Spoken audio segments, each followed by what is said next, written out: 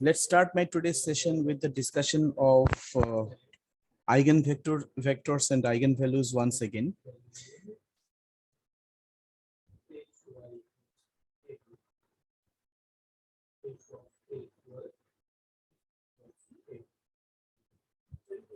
Especially, I will focus on the eigenvectors, which are very important to test the diagonalizability of a linear operator. I have taken already 2 classes for this, but this chapter is so important, and therefore many more things are yet to be told, and we have time for, as the examination of first semester will be conducted in the month of March. So therefore we have many times, and therefore we can discuss a few more important things about this. And you know that if I move on to the next chapter, next session of the syllabus, there also the concept of these eigenvectors and eigenvalues will be used. So clear understanding of these facts are actually very important. Today I'm going to first discuss a geometrical fact about the eigenvectors. Okay, the geometry of the eigenvectors have not been discussed yet. So let me draw this 3-dimensional coordinate plane like this, and suppose with respect to the, and let us name these axis as this is your z-axis, this is your x-axis, and this is your y-axis. Okay, and suppose here at this point there is a vector which is v1. Suppose here at this point there is a vector which is say u1. There is a vector in which there is v2, and so on. So let me draw 3 vectors, for instance. So my first vector is that I'm drawing is u1. So I'm writing this as, I'm drawing this by green color. My second vector is v1. So I'm going to draw it by blue color. My third vector is v2, and I'm going to draw it by again a blue color. Now, why I have chosen these 3 different colors is because of the following fact that I'm going to explain right now to you. Obviously, you know that this vector u1 will have some coordinate. Okay, this will have some coordinate over here. This vector v1 will have some coordinate, say like this, and this vector v2 will have some coordinate like this, say. Now, what is the difference between these vectors v1, v2, and u1 is that, carefully observe, I have selected a separate name for this vector v1, and similar to that I have chosen the name as v2, which is basically these vectors basically are the eigenvectors of the corresponding linear operators. Okay, and suppose this vector that I have drawn over here is not the eigenvector. This is just any vector, so it is not an eigenvector. Okay, so in a vector space we can have eigenvectors, we may not have eigenvectors. So this is what I have drawn over here. Now what this this transformation T is doing is doing something on the eigenvector that I'm going to explain right now. I'm only interested about these blue colored vectors, which are called eigenvectors. Okay, now we are going to discuss over here that how a linear operator T, a linear operator capital T, acts on an eigenvector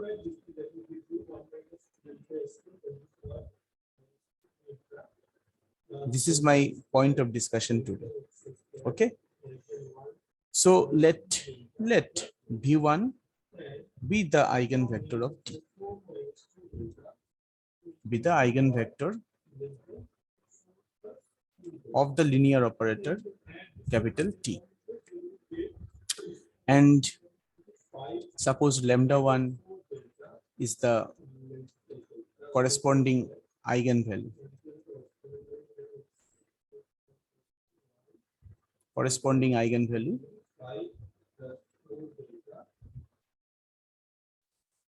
of capital of the characteristic polynomial, or I must write obtained from the characteristic polynomial of the linear operator capital T. Okay, it corresponds to V. This eigenvalue lambda1 corresponds to the eigenvector V1. So this is the thing that we have, and similar is the case with V2 also. Suppose it corresponds to lambda2, the eigenvector lambda2. Okay, now we can consider a space. We can consider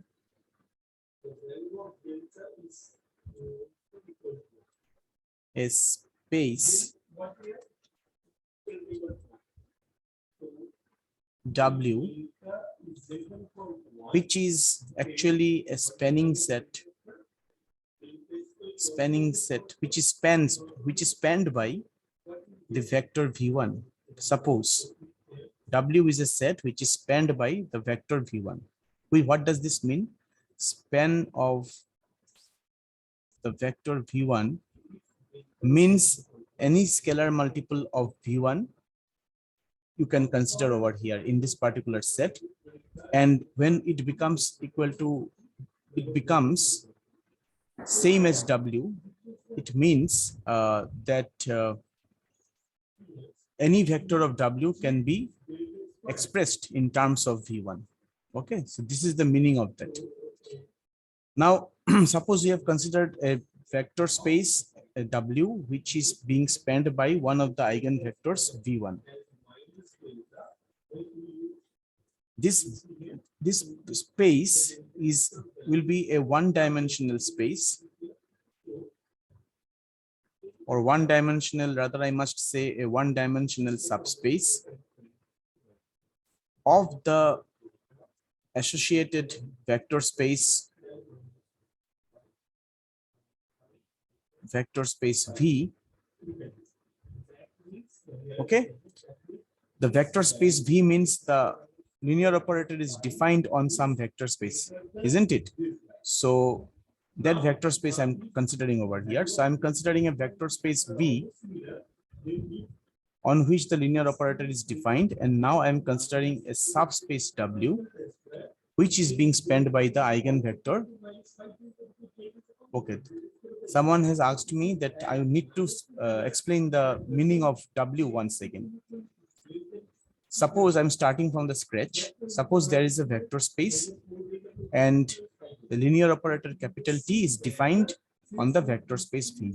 What does this mean? If I say that capital T is defined on V, if we say that capital T is defined on V, that means and T is linear,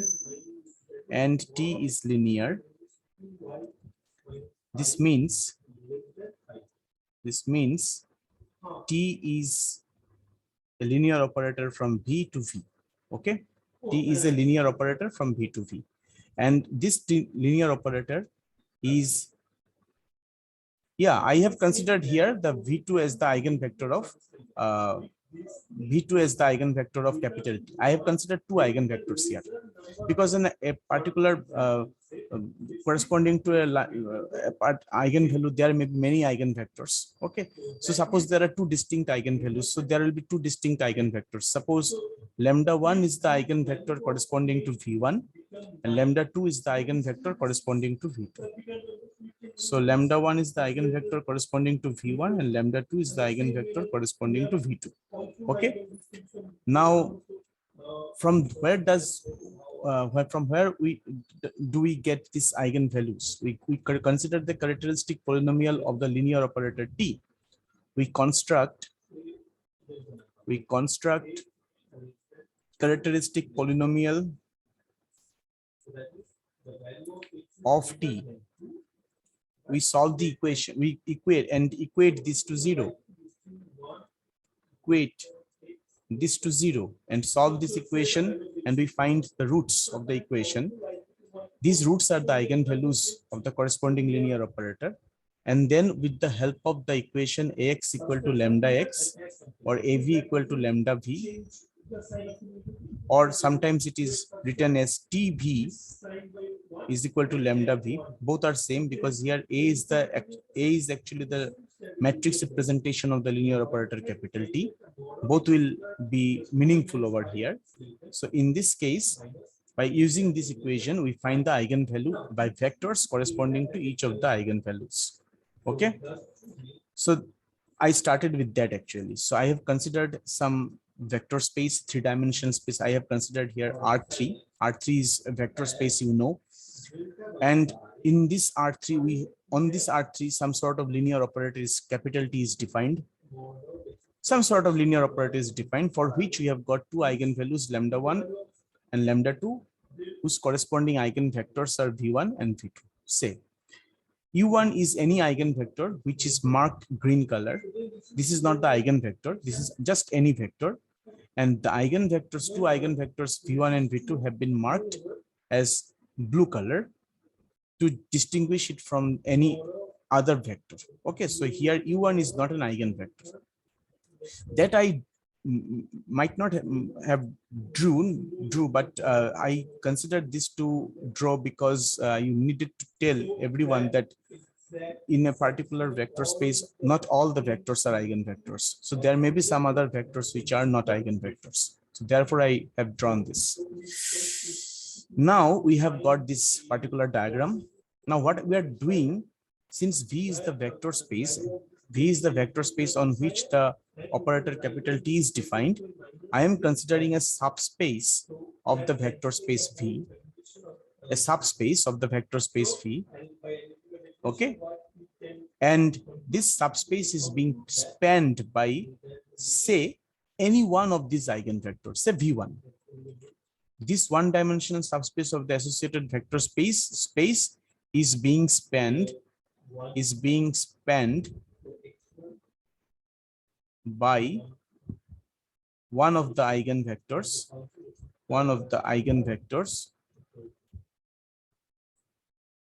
say V1. This is what we mean by span of V1, and we have named it as W. Okay. And obviously, you know that span of V1, since there is only one vector in this spanning set, so this particular set W will consist of some lines. Okay, this set will contain some lines.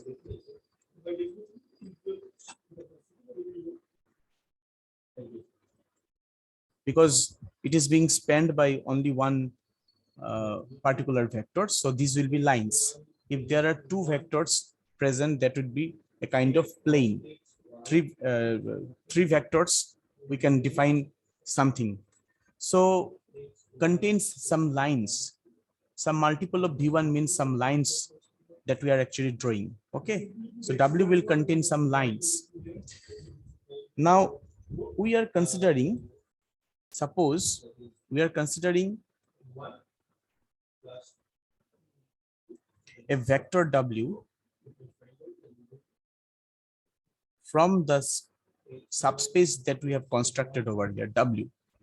We have considered a vector W which is belonging to W. As W is equal to span of V1, it is being spanned by V1. So therefore, this vector small w will be some multiple of V1 for some scalar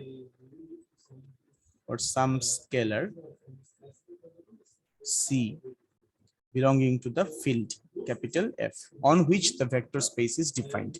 Suppose the vector space is defined on the field F. So we have considered set W, which is being spanned by the eigenvector V1, only one eigenvector V1. And now if we consider W from this particular an element and a vector W from this set capital W, and since capital W is being spanned by the single vector V1, so we can write it as a scalar multiple of V1, where C is a scalar. Then if we operate T on this particular W, what will happen? So TW will become T of C of V1.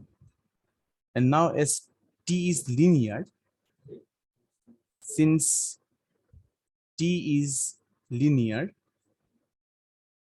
so we can write it as, by definition, we can write it as C into T V1. And we know that V1 corresponds to the eigenvalue lambda 1. Okay.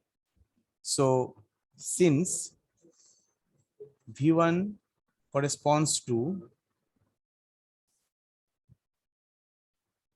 eigenvalue lambda 1, so we know that T of V1 is equal to lambda 1 of V1, lambda 1 V1. So consequently, we can write it as C into lambda 1 V1. And then we can, these multiplications of scalars are commutative. So we can write it simply, we can write it as lambda 1 into C V1. We can associate them like this, putting bracket. And what is CV1? CV1 is your W1. CV1 is your W. To keep the parity, we can name this vector as W1. Okay. Let us name this vector as W1. I think this name will be appropriate. So we get TW1 is equal to lambda 1 W1. Okay. So we get this from this particular information. As capital W is being spanned by V1, so if I select a vector W from capital W, that vector can be expressed as some scalar multiple of V1. V1 is the eigenvector of the linear operator, remember. And now if I act the linear operator capital T on this, I'm acting capital T on this particular W, that is on this vector W1. We similarly, we get that W1, TW1 means we are getting this eigenvalue is actually getting multiplied with the vector W1. Eigenvector corresponding to V1 is getting multiplied by the vector W1 chosen from the set capital W. So capital T acts on the vectors, capital T acts on the vectors in W by multiplying each such vector by lambda 1. This is our observation. Okay, I'm going to the next page. Now, what is happening? Now, suppose this eigenvalue that you have got, suppose this eigenvalue is 1. Suppose your eigenvalue is 1. So actually what you are getting TW is equal to W. Okay.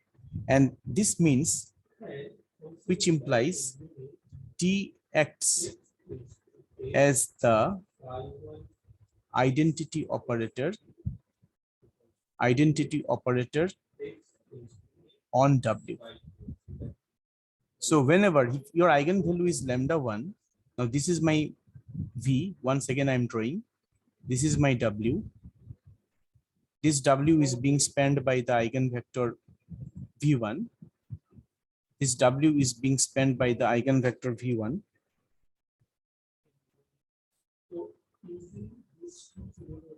And lambda one is the eigenvalue. Lambda1 is the eigenvalue corresponding to V1. Now, if capital T is whenever T is being applied on W, any vector of W, from this calculation shown in the earlier page, we are getting T of W1 is equal to lambda1 W1. Now, several cases may arise. One case is that if lambda1 is the eigenvalue is 1, that means TW equals to W1, TW1 is equal to W1. This means whenever T acts on W, it doesn't change the vector at all. Any vector present in this particular W is not getting changed. Okay, so that is the meaning of this. So when T is lambda1 equals to 1, T is acting as the identity operator on the space W. Okay, this is my case 1, number 1. Number 2 is that if suppose lambda1 is greater than 1, then TW1, this would be equal to lambda1 W1. This means T moves vectors in W further from origin, okay, or you can say the zero vector by a factor lambda1, So what is happening over here? Suppose this is my three-dimensional figure once again, and now, for example, this is my vector W. This is my vector W chosen from the space W. Okay. Now, if lambda1 is greater than, now this particular vector is having this distance from the origin. Now, if lambda1 is greater than 1, okay, then this operator capital T acting on this W1 will mean that this vector will be taken. This vector will not be shifted, but it will change its length. It will be taken to some other point further from the origin, say from here. This will become your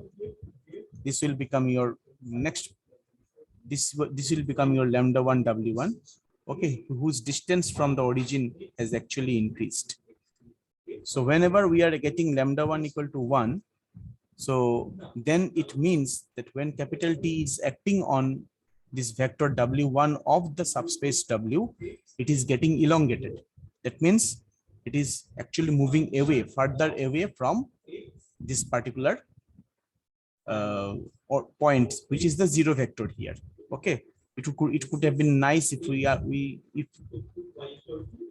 I draw it by a different color. So this is the change, which is what is happening for lambda1 greater than 1. Okay. Now, suppose number 3,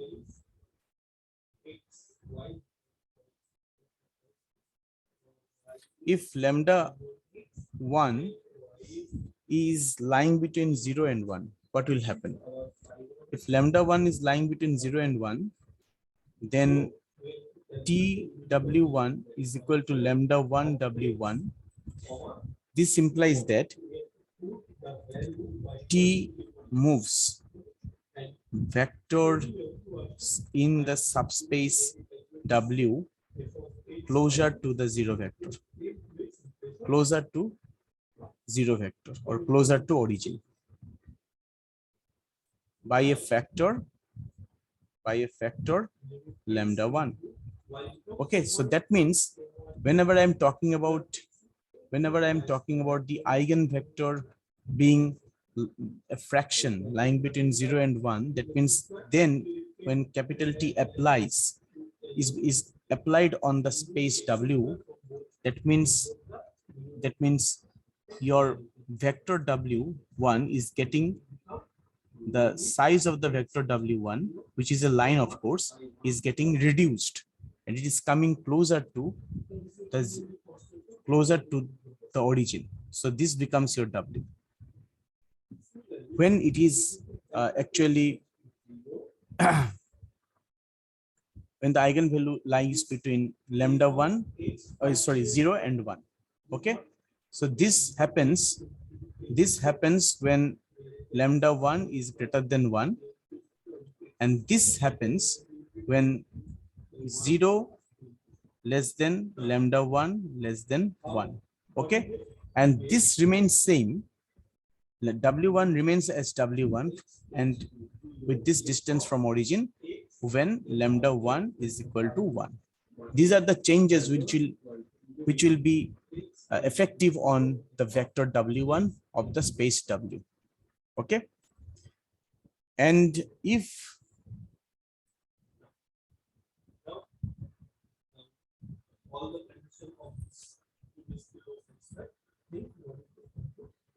lambda is equal to 0, then TW1 is equal to 0.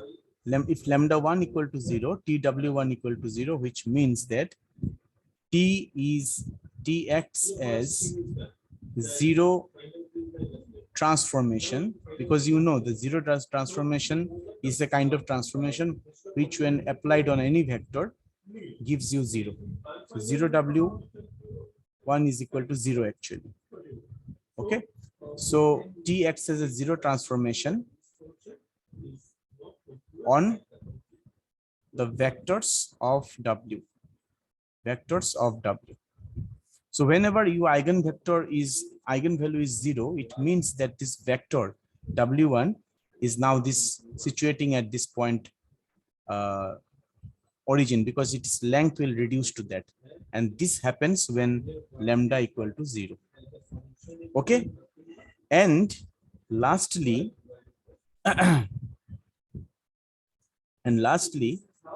if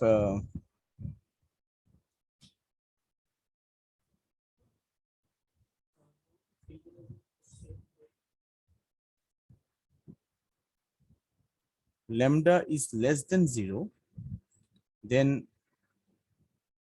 TW1 is equal to lambda 1 W1, some negative number, some negative multiple of W1, which implies that T reverses the orientation. T reverses the orientation of W, that is of the space W, that is T moves vectors in W from one side of origin to the other side.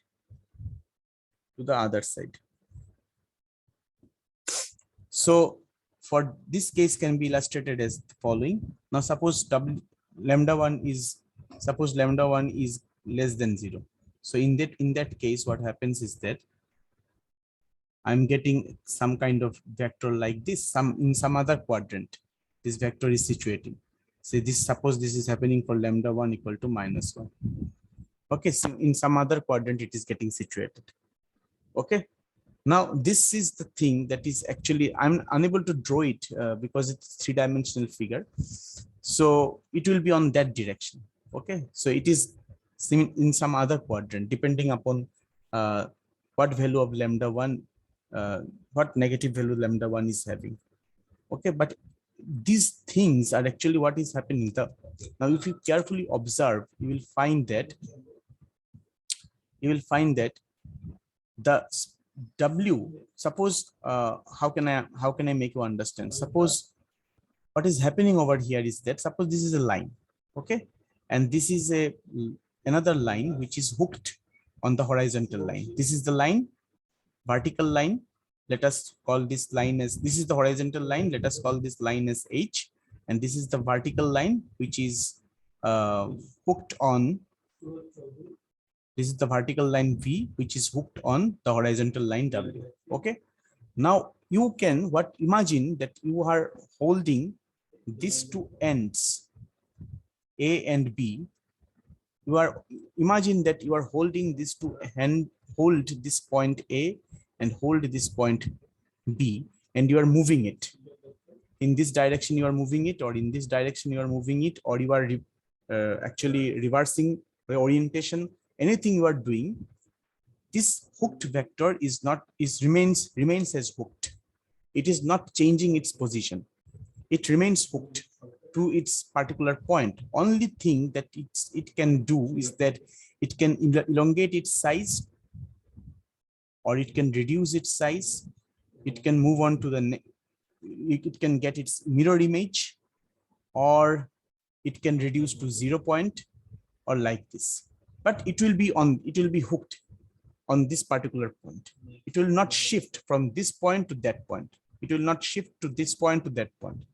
It can elongate, its length can increase, its length can decrease, its length can decrease to 0, its length can remain same, it can come closer to 0, it can move further from 0. And so such a vector which changes like this, are actually what we call as eigenvectors. What do we mean by the eigenvectors? Okay, so if since W1 is being spanned by the eigenvector of the vector space capital V, the linear operator corresponding to the vector space capital V, so definitely the W1 is kind of an eigenvector also, okay, of the space capital W. So this is what we actually say, this is actually what we call as the geometrical representation of the eigenvectors. Okay, this is what actually happens when we find the eigenvectors and the eigenvalues. Okay, so we have 2 minutes 41 seconds left for this session. So you just quickly write your attendance, put your student IDs in the chat box, and we'll continue in the next session.